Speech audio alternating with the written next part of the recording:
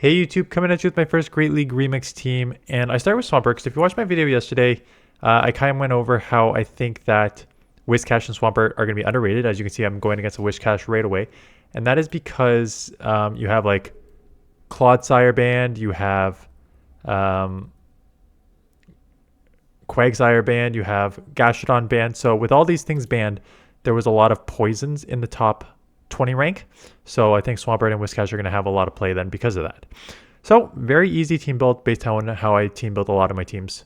A balanced team, SWAMPERT, double weak to grass, only weakness, cover. I searched flying, and I had not tried moltres with Sucker Punch yet. So I'm like, okay, let's go moltres as the flyer. And I'm like, I need a safe swap. What are the best safe swaps in this meta? Weezing is one of the best safe swaps in this meta. So that is how I put the team together. Let's take a look at the action. So SWAMPERT obviously got the Mudshot nerf. So what happened this season is Mudshot does a little more damage, but it charges slower. So instead of going 5-4 on the Hydros, you go 5-5. And you feel every bit of that extra turn on the second and fourth time around. Instead of going 5-4, 5-4, you go 5-5, 5-5 in terms of fast moves. So it is one slower to get to the fast move on the second and fourth. So will cause you to lose some matchups that you would previously win. But the rest of it stays the same, right? One weakness. Hydro Cannon still chunk a ton, have that Earthquake for poisons and stuff. So I grabbed a shield, and then I just got a 2 Sucker Punch advantage with this. So shield advantage, Sucker Punch advantage. So out comes Registeel, and I'm like, okay, I don't have a move for this, but Lock-On's not going to hurt me, and I bet you Brave Bird still chips this significantly. And with the Sucker Punches adding up, I could just probably go back to like 2 here. That is exactly what's going to happen. I'm going to shield once, not really worried about a lock on 3 times, doing 3 times more damage because it still does nothing. And now, because the Sucker Punches are doing so much, I took this down to the red. This will take out. So they want to live, they have to shield. And they do. And I'm like, okay, well, you're only going to get to 1 move. I'm going to shield and farm down and come out with the move. And I think at that point they quit because they realize what exactly is happening here, that I'm just going to come out with a Brave Bird and I still have a full Pokemon and they cannot do anything about it. I did get a lot of good leads with this. I'm not going to lie. Good lead there. Out comes a Lantern. It is a Water Gun Lantern. So I was looking, I was like, I don't even know if I really have a good answer for this. So let's just stay in here. They do get to the move. But my Mudshots are adding up. I do get to an Earthquake. I'm like, okay, let's grab a shield back or take this out. And they decide to let this go and let me take them out. So that's great. Skeldurge on the lead. I have a couple answers. I got 2 for sure, Moltres and SWAMPERT. Weezing's not bad because you also have the Brutal Swing. So once I saw that with Jellicent, I'm like, okay, you have 2 things here that will generally probably beat Weezing. But with Brutal Swing, I can at least hit super effective against both. So why don't I come in here and start spamming these Brutal Swings, doing super effective. Already forced 1 shield from Jellicent. Maybe I could do just a ton of chip damage here. There we go. That's over 50%. So they're going to have to throw Shadow Ball, take me out because Disarm Your Voice is resisted. So they got to drop the energy for Shadow Ball. And now I can come in here and get this move off. And then knowing that I can have Moltres in the back for Jellicent. So they're going to come back in. And as you can see, I'm not leaving right away because 1, I want to force their energy. And 2, I want to get a Hydro Cannon off. And that's because they know there's no way that this is an Earthquake. This is 100% just Hydro. So they're unlikely to shield it. And that chip damage just puts this in easy Sucker Punch range. I probably could have Sucker Punched it from that health. But, you know, just ensuring that it's an easy farm down here. Shield up the move. That Sucker Punch will register and I'll take it out here. So I think I went like 8-2 with this team. I did very well with this team. Not the case for Halloween Cup this afternoon. Honestly, I don't even know if I'm going to have enough battles to showcase. I've changed my team like multiple times. I've done like 2 or 3 battles in each one, failing miserably. I will cover what I have, but sometimes I'm just like deleting the matchups out of just like rage. So I don't know if I have enough battles. Maybe if one of you have submitted last night, or I guess tonight, then we'll do that. Anyways, I was worried about the Trailblaze, so I came in here to catch a move. Lunge is resisted, which is great, but they do end up having a Whiscash. So who knew that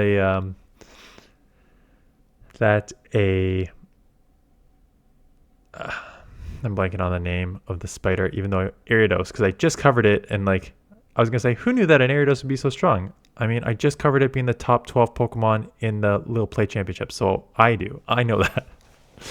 Okay, launch the Hydro off here. This will take out. I got a little bit of energy, so if this comes back in, I've already caught their move, so they're going to be drawing energy. So I'm just going up to the 5 here. Getting this off. This will not take them out. I actually would take them out. So at this point, again, I feel like Moltres with the shield advantage is probably your win con in most scenarios. There's a couple Pokemon like I went against. Is it with this team that I went against the Carbink in the back here? One loss, and Runrig is a walkover here. I think one of my losses was a Carbink in the back, and I just could not get out of that. This, oh my god, this one. Okay, so there is a Whimsicott, which is an absolute wall to Swampert, and Sucker Punch is resisted, so I need Brave Burst of that. So they chip me here, and then get into a Steelix. So I was hoping that in this scenario, they either take me out and I just get a super far ahead on Swampert energy, or I grab the shield. That's what I was hoping for. Unfortunately, possibly the worst case scenario happened.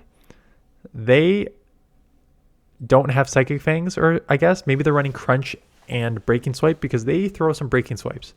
So what ends up happening here is I end up winning Switch with like 1 HP. And all that does is allow the Whimsicott to come back in and get energy back. And I'm just like, okay, so now I got 2 brutal Pokemon against a Whimsicott coming up here.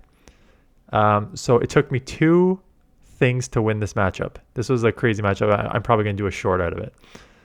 The first thing is, I'm like, okay, Moltres is probably in the long run how I'm going to win this matchup. So I just go down here. So what I do is I come in with Moltres and just get ahead on energy. And then I catch a Moonblast on the Swampert. So saving the Moltres, catching Moonblast on the Swampert, so it's not a grass move. Then we get to Hydro, and Hydro will not take out, but it will chip. And I'm hoping that it chips enough that I can put it in resisted Sucker Punch range. And I'm hoping to get to move. And they decide to come up with Licky Licky, which is huge for me because now I just get this chip damage off. So I'm like, okay, Sucker Punches will start adding up, but they have a super effective rollout. So I'm hoping that I can boost here, because I'm thinking boosting is one of the only ways I'm going to win this matchup. So get that off. I'm like, well, I know that Whimsicott's loaded, so I can't really shield this yet. And now I'm like, crap, I need to shield up anything because now I'm in Fairy Wind range. But now we're down here, and I'm like, I'm going to get out Fairy Wind down unless I boost. And the one win con I have, Defense Rise, Attack Rise, win by 1 HP. Crazy matchup. I remember saving that like, holy crap. And this is where I was on the bus and I'm getting insane amount of lag.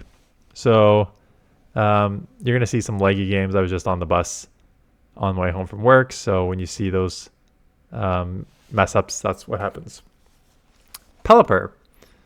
Last time we checked, Wing Attack was nerfed, but man, this thing still spams like crazy. And I just go Brutal Swing here thinking that like it's Pelipper, it's pretty glossy. I'll just take 2 Brutal Swings, and then nope, it will not. So I'm like, ah, crap. That puts me in a really bad scenario here. I guess that's the strength of the Shadow Galarian Weezing that a lot of people are using, that it gives them the advantage of taking stuff like Pelipper out with 2 Brutal Swings as opposed to having to need a third here like I'm going to have to burn. So don't love this. Already putting myself in a really tricky spot because now they're just going to take shield advantage and against a Carbink. And unfortunately, for those checking at home, my Swampert has like no health left and my Moltres is useless. So I'm going to 100% lose this matchup. Not a ton I could do. After losing that Pelipper mid-game, I needed way more health on the Swampert. Yeah, it really does not matter what I throw. I know Ancient Power is at least neutral and Brave Bird's resisted, but they have 2 shields and I'm like 1 HP, so this game's over. It does not matter.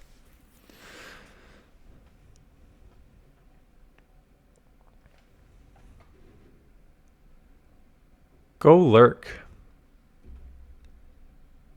So This is not Halloween Cup, but man, did I see this thing on the lead in Halloween Cup like 4 times in a row, which really caused my team problems. So that's why I ended up switching the teams a bunch. And then, yeah, I'll showcase that this afternoon. So grab one shield. They've already grabbed one. Here comes the second one. At this point, I'll probably just go down so that I can align it with moltres, because I do not want to align it with weezing. Oh, they do have brutal swing on weezing, but they're loaded and they have mud slaps, which will really add up as well. So come in here. I'm like, I know they have to throw dynamic punch. I'm just going to shield, and they have their own weezing. And I'm like, can they get to a play rough from this? And I'm like, I don't think so. So they can't. So I just go Brave Bird to take this out, and I'll probably reset immediately on my weezing after I nuke this. So nuke that. Probably going to instant reset here in a minute. And it is a Machamp, so we are going to reset, get that Fairy Wind off. If this thing has Stone Edge, the Stone Edge will add up quite a lot. It is just Rock Slide, so it still does 50%. And then out comes Google Lurk. I do not want to take any more slaps. And then at this point, I'm just like, okay, Brutal Swing may not take out here, but these Fairy Winds are really adding up here. So I'm going to just commit to the Brutal Swing Fairy Wind down here and force them to throw energy. I don't think Cross Chop takes me out because double resisted with the Fairy Poison, so they have to throw Rock Slide. And then at that point, resisted Sucker Punches on a Shadow Machamp is more than enough to take out a couple more. Jellicent, I assume I'll go instant swap here. Yeah, when you have Brutal Swing, you might as well. And again, I'm using weezing as a safe swap. It's a pretty good safe swap. Very, very spammy with this moveset. There we go. We chip already. I may shield. Yeah, if they're staying in and not getting out right away, I think it's potentially worth the shield to burn the switch clock, see if you can like chip a bunch. And they have a Charmer. I was like, okay. And then again, all that lag is probably still Niantic's fault, but no, it was me on the bus that was causing that. So Weather Ball will chip here, but the charms are resisted. But now I'm worried about a double charm team, right? Because they have a Charmer out here and they have a Jellicent in the front. So you draw out a Poison with a Charmer, beat it with Jellicent, and then another Fairy in the back. But it is Registeel. So we are going to try and do exactly what we did last time. We're going to Brave Bird. We're going to try and shield and just out Brave Bird this thing. But at this point, I'm down a shield, so I'm not going to be able to do that. I can do my best, but Swampert, unfortunately, is going to have to win this matchup for me because they're likely to shield this. And then I'm going to go down. And then my switch clock's going to be up, and so is theirs. So it's going to be I'm trying to get out, but I can't, which means I'm 100% going down here, which means their switch clock is done. However, with the Brutal Swing and with a couple Sucker Punches from Moltres, this thing is in the yellow, which means it is a Hydro Cannon away from being taken out. And this is where fast move timing comes in huge for me. Because what you're going to see is I go 2 Mud Shots. I go 1 to get to the move and a second one to get a bit more energy and not have that move register, because that'll be 4 versus their 6. So I'll get that off and not have the move register to come out with 1 extra Mud Shot. And that 1 extra Mud Shot won me this matchup because I am left with 1 HP in this thing. So fast move timing, if you don't know it, little things like that win matchups, right? It's a game of inches here. So yeah, it was fun using Swampert. Galarian Moltres is definitely much, much stronger with Sucker Punch this season. And weezing is a pretty good safe swap. So all in all, this team worked well. There obviously are some tougher matchups, but you know, you can kind of work through them. Whimsicott's super tough here. Well, weezing actually walls all of Whimsicott's moves, so that's why I'm not getting out, because I need to just like align with weezing, because Moltres is going to get killed here. So I need to align with weezing, and what they have in the back, they have a second Fairy. Which makes this Pokemon useless, and then I did not know the counts, and I think I get blasted here with a Fairy type move. So now my own weezing will have to sweep this matchup, which it's going to be a tall order to do that. But we'll see. So yeah, let me know what you're playing. Honestly, you'll see in the video this afternoon, I had a lot of trouble with the Halloween Cup. A lot of Go Lurks hunting Clodsire, which is what I used on my first team. And then there was a lot of darks. I started with Umbreon, but there's also a lot of darks that beat Umbreon, so that's why I switched it. And then I put in like a Ninetales to try and answer both of those. And then I got hit with some poison. So it was really just like a limited, like 5 typings, and all the typings did not align for me for the Halloween Cup. But I'll showcase it because I think it's important to also showcase your losses. You can't just go straight with your wins because that's BS. That's not how it works for the majority of people. Despite what other content creators will showcase. Even the best of the best have like a 58% win percentage, right? So you got to show the bad in the teams that don't work as much as you show the teams that do work. Okay, so this is the last battle. Good lead-ish. Throwing this before the lunge comes out. So if they're going to want to lower my attack, I'm going to force a shield here, and I do get that shield. So I'll live 1 lunge, which means I can potentially still get 2 Hydros and shield. Oh, X-Scissor, right. Does not have a lunge. It has X-Scissor. So Machamp comes out. No, Machamp. Medicham. And I was thinking like, oh crap, this thing has Psychic. I better shield this up. And they go Ice Punch. I'm like, oh, that sucks. So they're still maybe close to a Psychic. So I'm like, let's just throw this just to take this out. And they let it go. So that's actually huge. And out comes a Crest, which means I have alignment, right? Because I have a Swampert that can go on the Charjabug and a Moltres that can go on the Cresselia. So this one is basically going to be over very soon. Yeah, so a very, very strong start in Great League Remix. And then I lost all the elo I gained in the Halloween Cup. So stay tuned for that. In terms of the channel, let's just talk about that so we don't go on for 10 minutes after. I have decided... let's just clear 2 things. Let's just clear a few things up. We know what the problem is. We don't know why it's happening. The problem is the monetized ads that are being shown is capped at like 700. So before what happened is if I had 10,000 views in a day, 9,000 of them would be monetized views, and I get money on those monetized views. For some reason, if I still get 10,000 views, doesn't matter how many views I get. If I get 1,000 views, if I get 10,000 views, if I get 100,000 views on a video, I'm capped at like 600 to 700 monetized views. So for the 5th day in a row, my revenue is $15 for 2 videos because I'm only getting like 500. Right. So most of you are saying I do not see ads. A couple of you are saying like I see ads sometimes. Well, just like you're one of the 600 ads that are being shown. So why it's happening, we don't know. We have our theories. Our theories are, one is we got caught in the short update. So YouTube is updating their shorts from 1 to 3 minutes.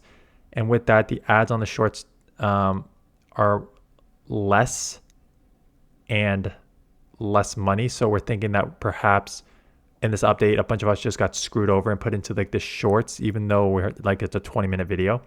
That's the first thing. The second thing is there's everyone that I'm in this Discord with, there's like hundreds of us. There's a second theory that they're just redistributing ads from our channels to other channels. And there's no real reason between it, because this group has people everywhere from like, it doesn't seem to be affecting large channels. And this is why this theory kind of holds. But it doesn't seem to be affecting super small channels either. It's like this, a lot of us subscribers with these channels are in the 10,000 to like 40,000 range of subscribers. So what we think happened is they decided to like pick a bunch of people with subscribers in the 10 to 40,000. Our niches are all over the place, and limit the amount of ads we get and then redistribute those ads to the larger players because it's the election in 2 weeks. So they want to put it on the bigger ones. That is our second guess.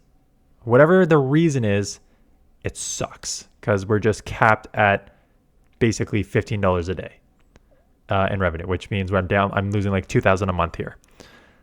So I decided, a lot of you said do Patreon, do membership, stuff like that. So I was going back and forth, like, which one do I want to do? Which one takes more percentage?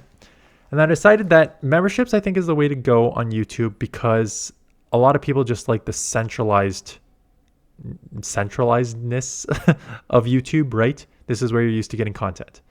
And someone said, like, you should do different tiers for different things. So I put in a preliminary membership thing. It's gonna be like $4.99 Canadian for the first tier, and the first tier will get you the second videos. So I'm gonna hide the second videos, and I'm gonna commit to one live stream a month. And then there's other like emojis and stuff. Like, I'm gonna try to do those. I gotta like learn how to build those, so I'm gonna do that.